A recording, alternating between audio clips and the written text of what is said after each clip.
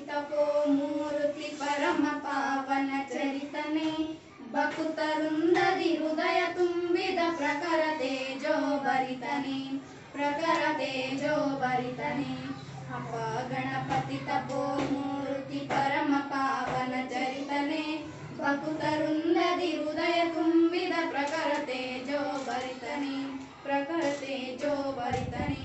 ವರ್ಷಕ್ಕೊಮ್ಮೆ ಬರುವೆಯಾದರೂ ನಿತ್ಯ ಪೂಜೆಯ ಪಡೆಯುವೆ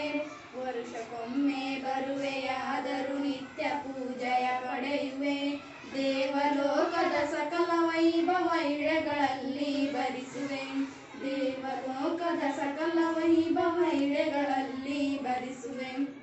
ಅಪ ಗಣಪತಿ ತಪೋ ಮೂರ್ತಿ ಪರಮ ಪಾವನ ಚರಿತನೆ ಭಕ್ತರುಂದದಿ ಹೃದಯ ತುಂಬಿದ ಪ್ರಖರ ತೇಜೋ ಭರಿತನೆ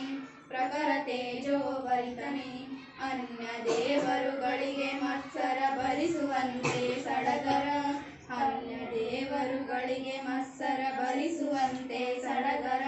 ಪಡೆದು ಬಂದಿಹ ಭಾಗ್ಯವಂತನು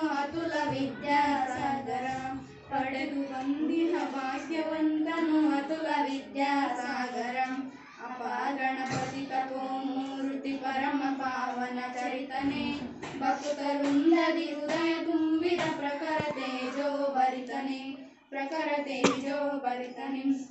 ಏನು ಜಗ ಏನು ಗಮ ಗಮ ಎಂತ ಸೊಬಗಿನ ಸಂಭ್ರಮ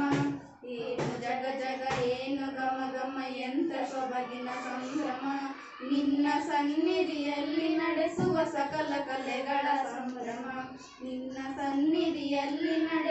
ಸಕಲ ಕಲೆಗಳ ಸಂಭ್ರಮ ಅಪ ಗಣಪತಿ ತಪೋ ಮೂರ್ತಿ ಪರಮ ಪಾವನ ಚರಿತನೆ ಭಕ್ತರುಂದದಿ ಹೃದಯ ತುಂಬಿದ ಪ್ರಖರ ತೇಜೋ ಭರಿತನೆ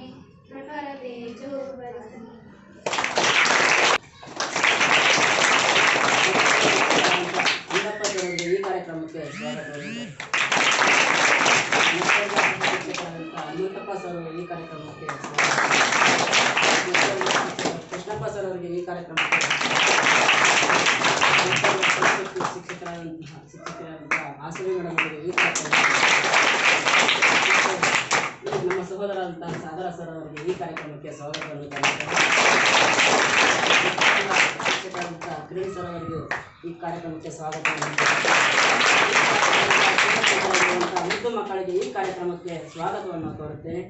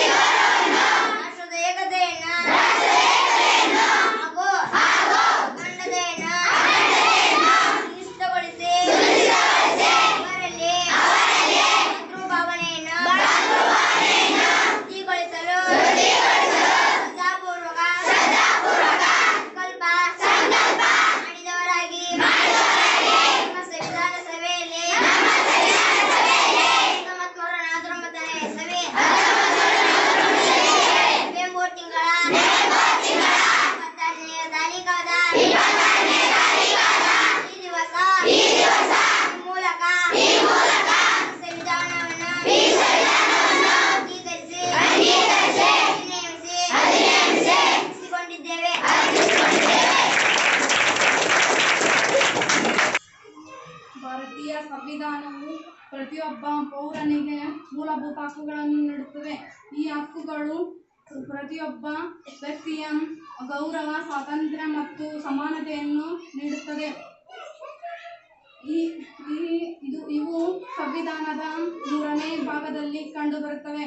ಇವು ಸಂವಿಧಾನದ 14ನೇ ವಿಧಿಯಿಂದ 32ನೇ ವಿಧಿಯವರೆಗೆ ವಿಸ್ತರಿಸಿವೆ. ಇದು ಭಾರತೀಯ ಸಂವಿಧಾನವು ಮೂಲಭೂತ ಹಕ್ಕುಗಳನ್ನು ಅಮೆರಿಕದ ಬಿಲ್ಸ್ ಆಫ್ ರೈಟ್ಸ್ನಿಂದ ಪ್ರಭಾವಿತಗೊಂಡಿದೆ. ಇವು ಬ್ರಿಟಿಷ್ ಮ್ಯಾಗ್ನಾ ಕಾರ್ಟ ಮತ್ತು ಇಂಗ್ಲಿಷ್ ಬಿಲ್ಸ್ ಆಫ್ ರೈಟ್ಸ್ನಿಂದ ಪ್ರಭಾವಿತಗೊಂಡಿದೆ. ಮೂಲಭೂತ ಹಕ್ಕುಗಳಲ್ಲಿ 6 ವಿಧ. ಅವುಗಳು: ಸಮಾನತೆ ಹಕ್ಕು 14ನೇ ವಿಧಿಯಿಂದ 18ನೇ ವಿಧಿಯವರೆಗೆ, ಸ್ವಾತಂತ್ರ್ಯದ ಹಕ್ಕು 19ನೇ ವಿಧಿಯಿಂದ 22ನೇ ವಿಧಿ, ಶೋಷಣೆಯ ವಿರುದ್ಧ ಹಕ್ಕು 23ರಿಂದ 24ನೇ ವಿಧಿ, ಧಾರ್ಮಿಕ ಸ್ವಾತಂತ್ರ್ಯದ ಹಕ್ಕು 25ರಿಂದ 28ನೇ ವಿಧಿ, ಸಾಂಸ್ಕೃತಿಕ ಮತ್ತು ಶೈಕ್ಷಣಿಕ ಹಕ್ಕು 29ರಿಂದ 30ನೇ ವಿಧಿ, ಸಂವಿಧಾನಾತ್ಮಕ ಪರಿಹಾರದ ಹಕ್ಕು 32ನೇ ವಿಧಿ. ಧನ್ಯವಾದಗಳು. ನಮ್ಮ ಸಂವಿಧಾನವು ಜಗತ್ತಿನಲ್ಲಿ ಅತಿದೊಡ್ಡ ಸಂವಿಧಾನ ಎಂದು ಹೇಳಲಾಗುತ್ತದೆ. ಇಡೀ ಜಗತ್ತಿನಲ್ಲಿ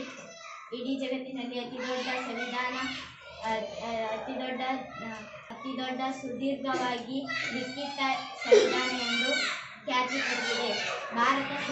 ಭಾರತ ಸಂವಿಧಾನ ಸುಮಾರು 1,45,000 ಪದಗಳನ್ನು ಹೊಂದಿದೆ.